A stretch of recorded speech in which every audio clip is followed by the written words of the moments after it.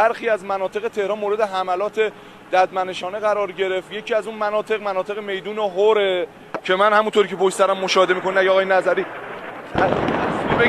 بازم دارن میزنن.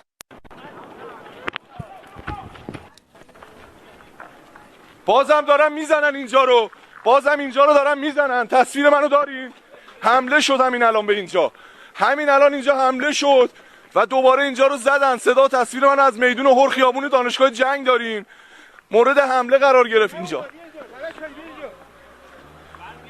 دوباره مورد حمله قرار گرفت اینجا و میشه گفتش که بینندگان دیدن این ظلمو، خونه های مردم، زندگی مردم شب عید، مردم روزدار.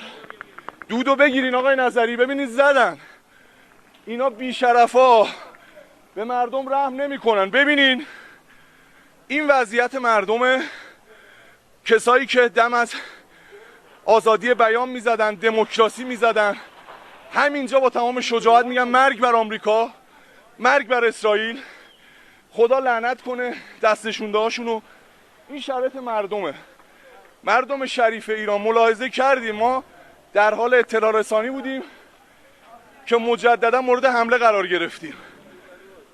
اینجا خیابان دانشگاه جنگ میدان هور، شرایط مردم آقا مجید نشون بدین.